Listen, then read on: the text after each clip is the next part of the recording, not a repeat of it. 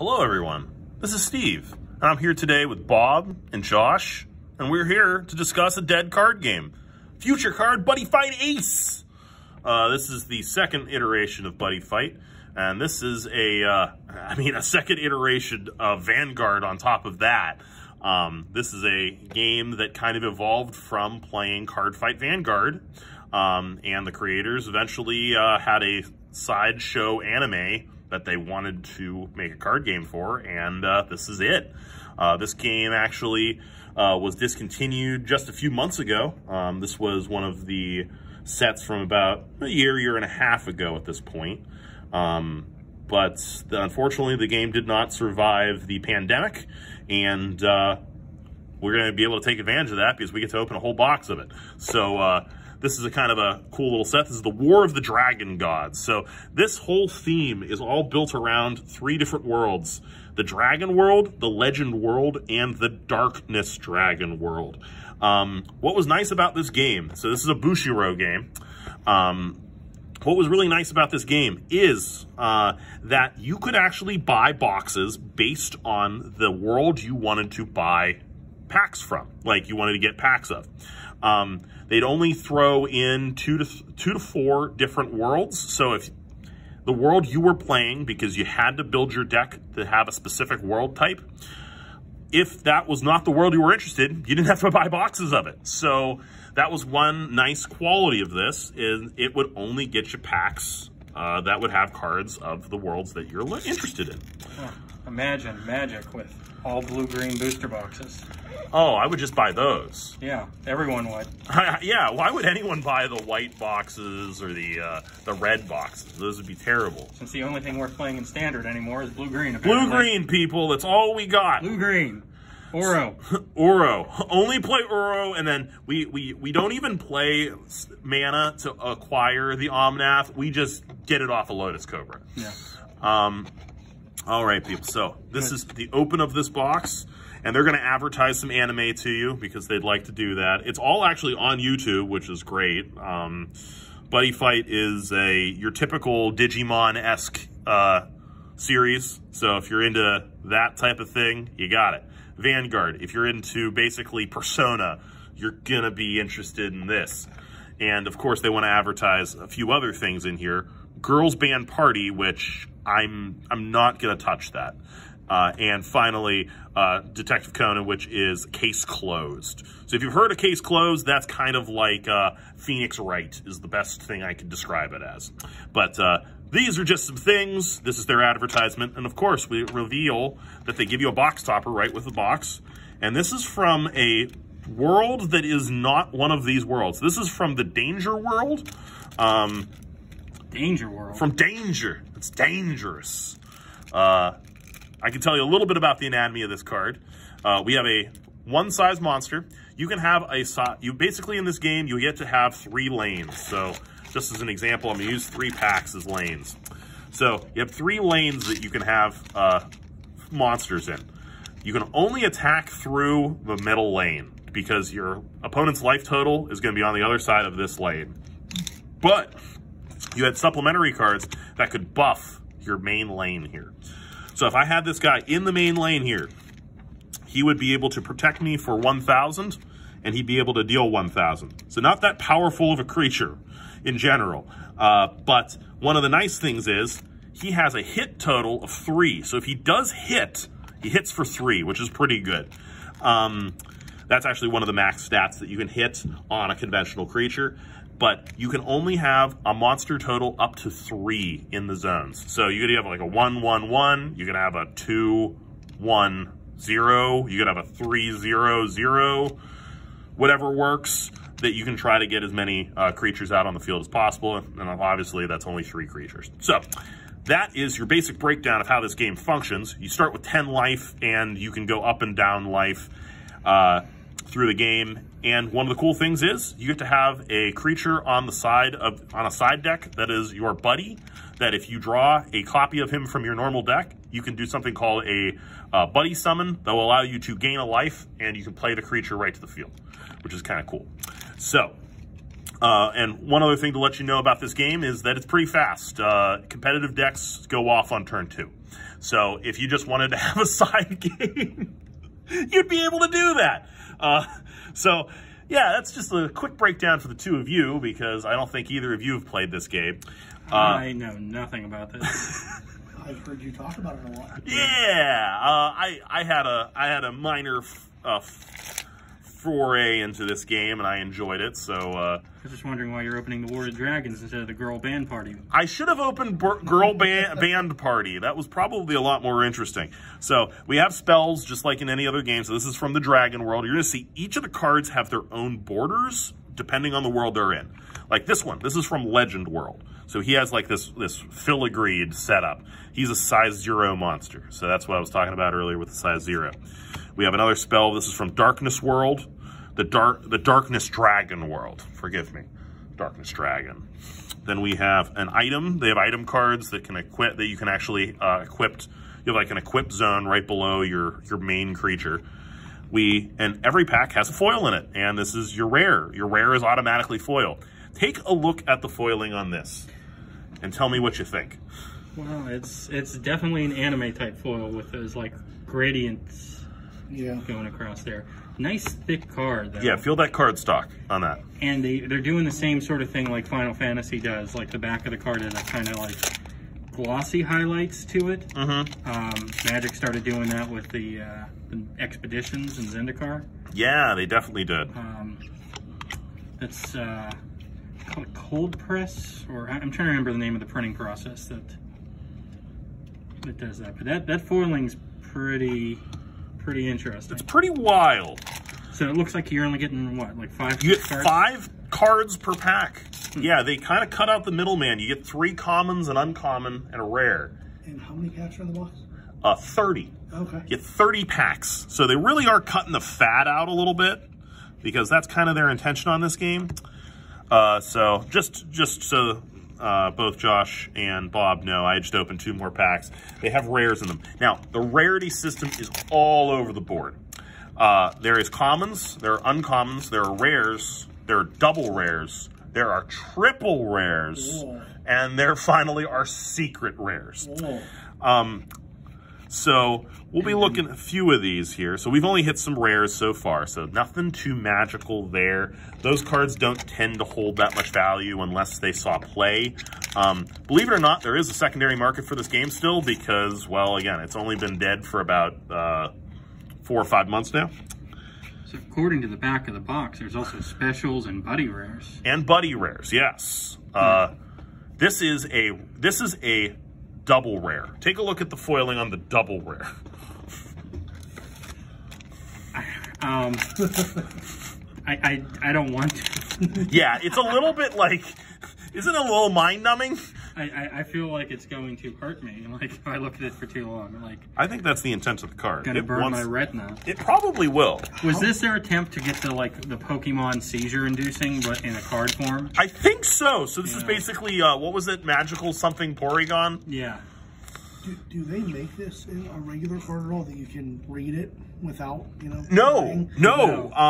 Yeah, double rares just look like that. This is, so your double rares will just look like that. It's just got all of this, all these flecked colors going on. It's really bizarre. I hate to see what the triple rares everybody. Well, you'll see in a second once I fix our display here because I knocked it over. So, once we get to that, the double rare blinded you there for a the second. double rare literally just like took me out. I looked at it again, knew that I wasn't long for this earth. At least this setup wasn't long for this earth. I'm fighting for the secret rare too. Oh God, you don't even the secret rare might kill all of us here. We'll fix that in post. We'll fix it in post. You're right. So I'm looking at the back of the booster box here, and so there's apparently only 87 cards in this expansion. 87 cards, that's correct. So they're really, right, they really are cutting out the... they are really cutting fat. Like, they only want you to... Okay, so this is kind of cool. Every 6 packs, there is going to be a regular foil, and this could be anywhere from a rare all the way up to your secret rare. But here's the foiling on just a rando foil. It looks pretty conventional. That's nice foiling. Yeah. I wish they all were just like that. Right? Yeah. It's a little bit obnoxious at times. I can read the card. Yes, you can. Here's another. Here's a monster with the double foiling instead. The double rare foiling. That's not as terrible because it looks like the monster is superimposed over top of the foiling, so it's not. It's still really tough to read. Like, I mean, you know, I thought invocations were bad. Yeah. It's a toughie. It's a toughie, guys. There's no doubt about it. We got to hit a triple rare here. So this is another. I just love the art on this. Like this is the evil. This is the darkness dragon world. It looks pretty cool. Darknesses. Darkness. All right, that's Danger World. We've hit one of these already, but pretty cool looking there. So I thought you were only supposed to get Dragon, Legend, or Darkness. Oh, here. This is the cool thing. So Danger. you're going to see something really cool in this pack. Uh-oh. This is our secret pack. You get one secret pack per box. And this is ours. So let's take a look. So we have a Exterminating Evil Demonic Dragon Bela. We also have a Evil Demonic Dragon Vesperio. We also have the Negative Survive. We also have an Everdark Shadowing Umbrella. And finally, your impact card of Eradicate Vengeance. Or Avenge. Eradicate, Avenge. Take a look at these cards. So they're all foil. They're all foil, yes. They have a foil stamp on them along the bottom, apparently. Indeed. They have texture to them. They have texture, yep. Particularly this back card. Are they all, like, is it thematically linked because it looks like it's the same character with the same piece of equipment? Yes. So our secret rare for this is from the Darkness Dragon world, and this is one of the characters from the anime. He's his main buddy, basically. And these are cards, these are the ones that are going to be worth something at the end of the day. Because when people are looking for buddy fight cards online, they're basically looking for the buddies. Mm-hmm. The cards are easy enough to get a hold of. It's figuring out if you can get one of these guys. So like I just opened up a triple rare here. So this is the type of stuff that you're looking for in these boxes. So this is Envy. These are a lot. This is basically at the level of like a Pokemon GX card. Mm-hmm. So this has even more, like there's two foiling layers on this. Yes. Because there's the back layer and then there's this highlight layer. And they have two different This is just a headache. I don't know. I don't know how you do it, man. Yeah, it's so much written on the cards too. Like that's the one thing. It's like there's so much written on it. The system is not too bad once you've gotten used to it all, but it is a little bit of a push when you're first starting to play this game because you just don't know what's going on. Like there's too much information being bombarded upon you to acquire cards that you need. So is their whole point just the rarer the card goes, or the higher the rarity of the card, the harder it's going to be to read, so you have no idea what you're doing? Because that's what I'm getting from There's kind of that angle, isn't there? A little bit, right? Like you're starting to see a little bit of like what might be considered by some to be being a bit of a dick about cards, because people aren't going to read, like probably aren't going to read every little bit of these cards. So if you rules lawyer the crap out of someone, you're probably going to get away with it. Well, it's also probably an equalizer since it's printed in multiple languages. True. Yes. I would be really interested to see what these look like in Japanese. Yeah, that would just be a wall of text. Oh, it has to be. Yeah. That, or they have some sort of like kanji that they can describe this all in with like just one symbol or something like that. But it just seems like these are very foreign ideas because, first of all, the translations are bad. Like they're pretty bad translations. Diablos Grave. That's Diabolos's grave, maybe? I don't know. Like, the devotee of the dead. Like, they're really getting pretty literal with these card names. So chances are they had to make some translations that were a little bit questionable. So there's a Diablo's Soul. That is a triple rare. Again, got that texturing on the card there. Is that the same character from the special pack that you got? Yeah, so if you open this box, you are probably going to build a Darkness Dragon World deck, if I were to make an assertion about that. Mainly because, like, again, you're pretty much tethered to your buddy at this point. I'm going to try for a Darkness Dragon World just because I'm so goth. Oh, yeah, dude. Yeah, exactly. I went Legend World when I first built decks for this because there was I just so happened to get a starter deck that had a buddy system where you got 2 buddies instead of 1. So I guess it's like having what were the partner commanders basically. So there's a triple rare. That was pretty cool. The Grand Sage Elanral.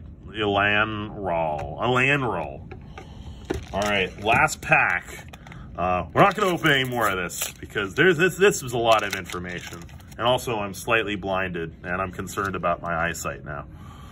So, we got a foil uncommon and a sortie guy. All right.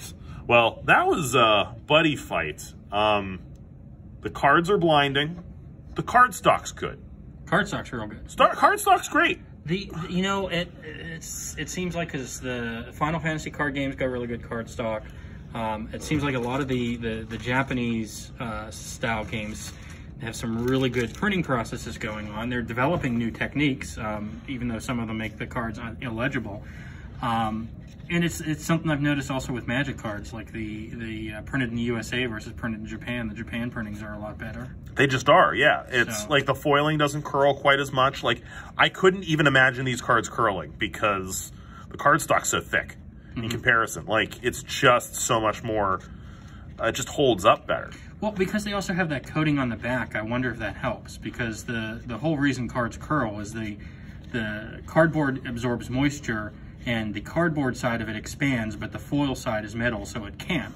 Exactly. So I'm wondering if that like kind of coating on the back, that's a highlight gloss, if that kind of helps keep the back in place. I think that has a lot to do with it, and we'll see going forward with Magic in general if they continue doing that. What was the process you were calling this? I thought it was called like cold press or I heard it once before, and then Magic started calling it something else for their version, but it's the same process where you press that gloss into the card. Which is pretty friggin' sweet. So, I mean, I love, like, the art's not bad on these cards. Like, I think the art's pretty cool. It's just, yeah, there's just bricks of text. Like, you just have all of these things you have to continue to keep observing about these cards to know what the heck's going on. And chances are, if you watch the anime, you're getting something way more out of this game than just your layman. But, yeah, this was Buddy Fight. This is Buddy Fight Ace, future card game from Bushiroad. Fun game. Like, I've played around with it. It's pretty fun. But it is definitely for the type of person who just wants to play a game on the side. It is not something that you could eat your entire day up with.